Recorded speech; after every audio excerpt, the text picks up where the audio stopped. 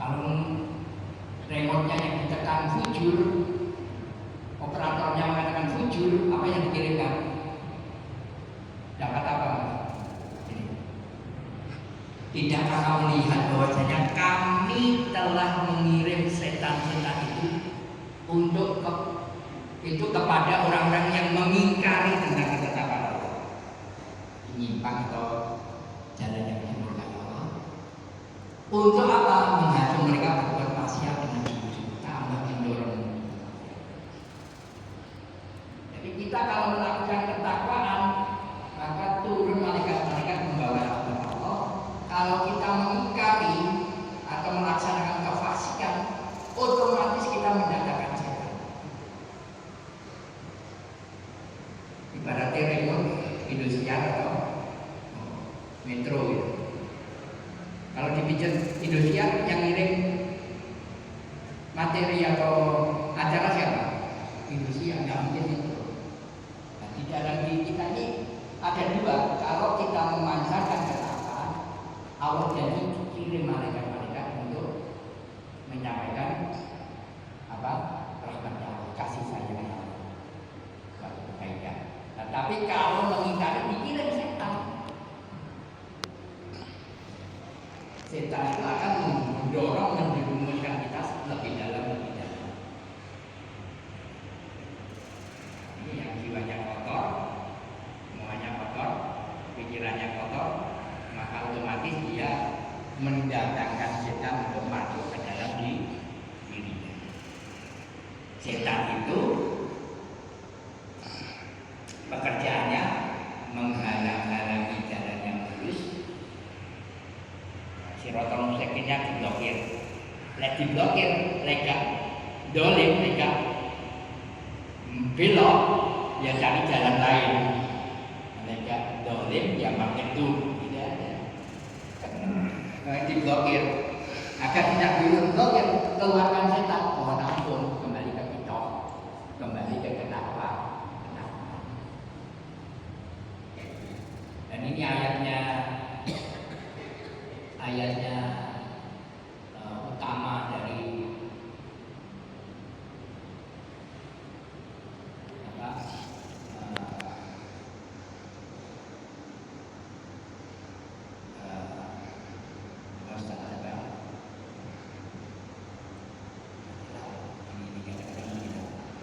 musibah apapun, masalah apapun, penyakit apapun yang menimpa disebabkan oleh perbuatan-perbuatanmu sendiri.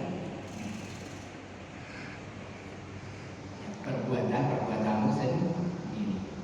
Nah, penyakit ini selama di dunia ini sebenarnya masih peringatan untuk tidak dilanjutkan.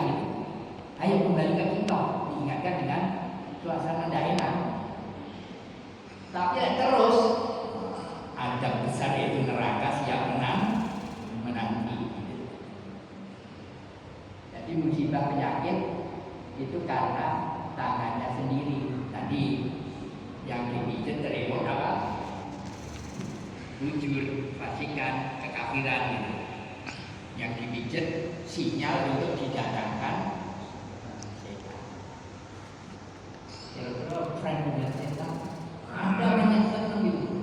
Ketik menjodoh, itu jalur hitam namanya.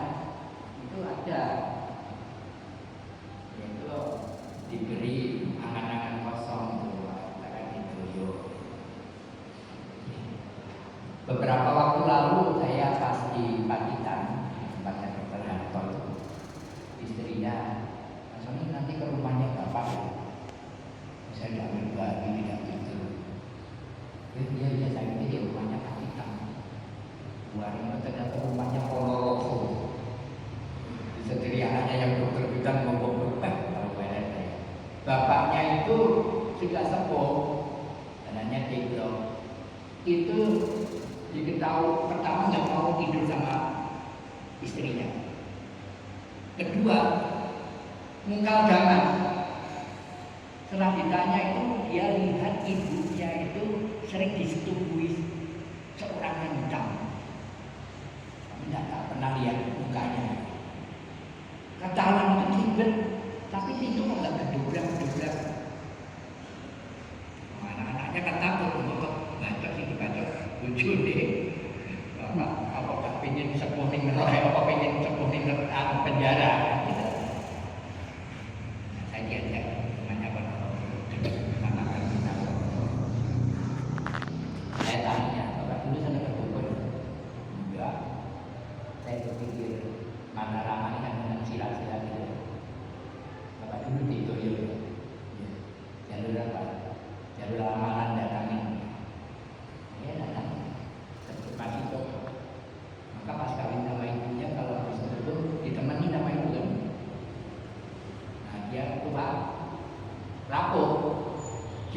umurnya panjang, masih seger gitu.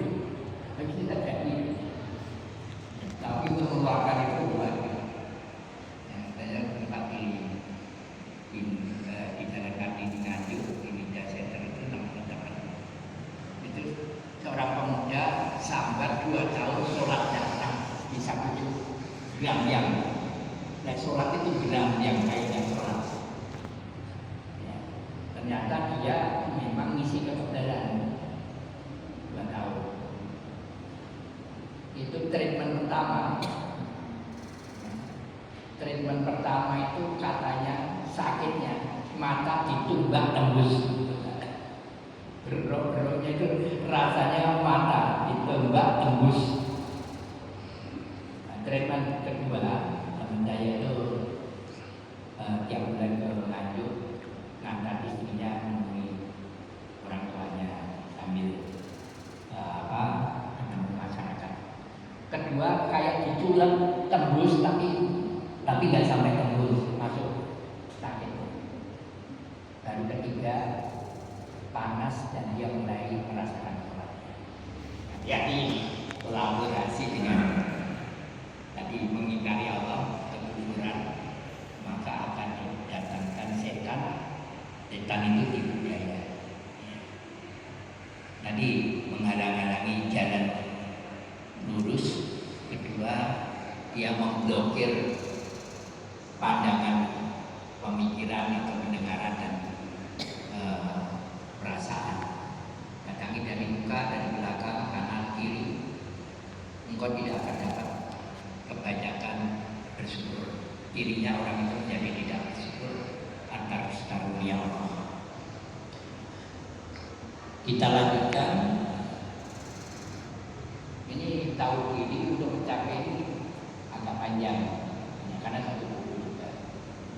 Sambil tahu diri nanti ada takholi. Takholi itu membersihkan. Nanti tahali itu memasukkan, mengisi. Jadi takholi itu mengeluarkan titik-titik hitam kita. Tahali itu memasukkan cahaya-cahaya kebaikan. Nah, nanti menjadi tajal bersama Allah, merasa bersama Allah. Ya, dan itu panjang dan insya Allah memang itu perlungan. Allah mengajarkan ahli ilmu kepahaman kepada dalam tentang Al-Quran dan Sunnah kepada siapa yang dikehendakinya. Tapi Allah merumuskan yang dikehendaki adalah hamba-hambanya yang beriman dan bertakwa. Dan barang siapa dianugerahi al-hikmah, dia benar-benar telah dianugerahi karunia yang banyak. Dan hanya orang-orang yang berakal yang dapat mengambil pelajaran. Orang-orang yang berakal, orang-orang yang Allah tidak sia-sia menciptakan apapun. Maka dia menemukan maka tanpa sadar tadi selalu berpikir subhanallah, alhamdulillah, la ilaha illallah.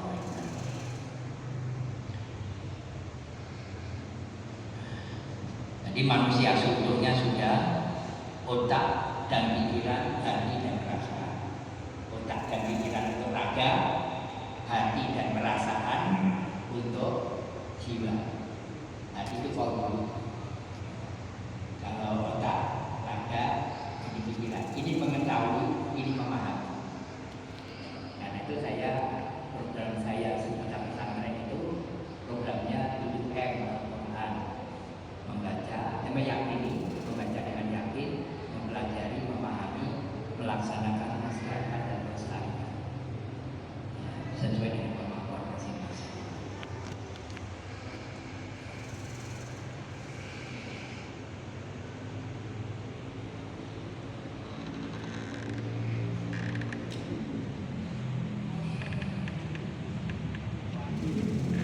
Dan mereka mendustakan Nabi dan mengikuti hawa nafsu mereka, sedang tiap-tiap urusan ada ketetapannya.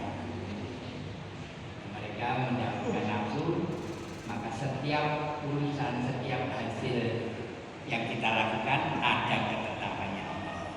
Ada yang mendapat nilai kebaikan yang ada catatan dosanya.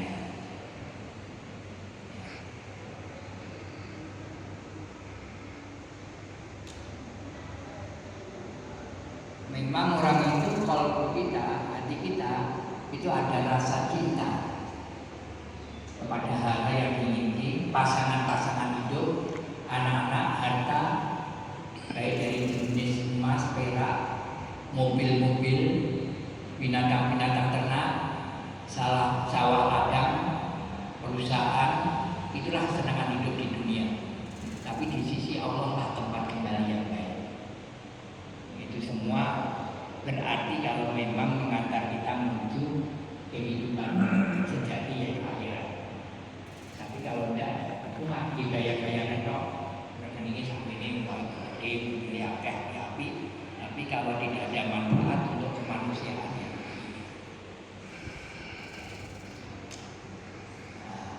Kecintaan apapun tadi, nenek moyang, anak, saudara, pasangan hidup, kekayaan,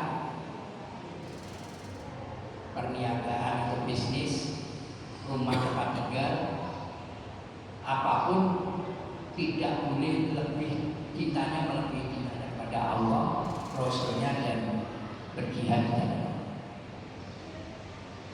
Ini tuntutan Allah. Cinta tertinggi itu ada tiga. Yang atas tertinggi. Cinta anak boleh asal tidak melanggar Allah, tidak melanggar Rasulullah, tidak melanggar ibadah kepada Allah. Kita kepada pasangan itu harus asal kalau cintanya itu lebih mendekatkan diri kepada Allah, Rasulnya, dan lebih semangat dalam menjalankan di jalan.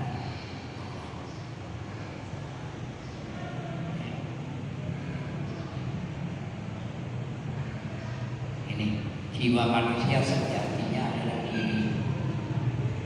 Jiwa itu adalah diri sejati manusia. Di sini.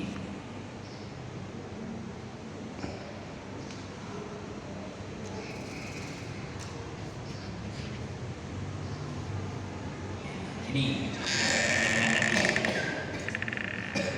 Kul nafsi dan qatul maut, setiap yang berjiwa akan merasakan mati. Jadi hardware tadi kan raga, jiwa, dan ruhnya. Setiap yang berjiwa akan merasakan mati. Mati enggak? Jadi diri kita kan sejatinya jiwa kita. Berarti mati enggak sebetulnya? Merasakan itu mati atau enggak? Setiap yang berjiwa akan merasakan mati.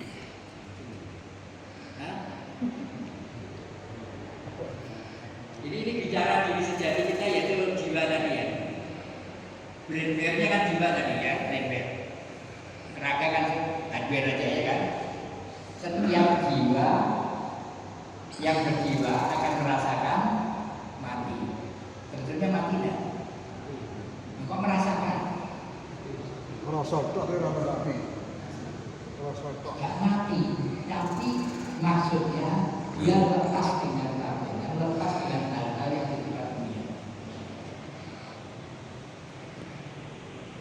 Dianya yang hidup melanjutkan perjalanan, nggak pernah mati.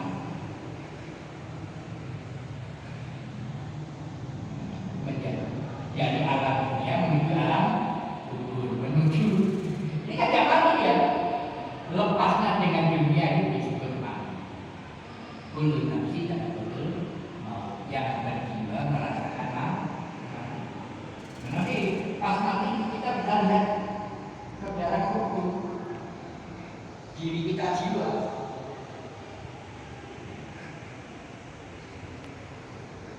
Nanti pada waktunya akhirat raga-raga itu digabungkan lagi tapi dalam bentuk yang berbeda, yang berdakwa penuh cahaya, yang gagal penuh debu kehinaan.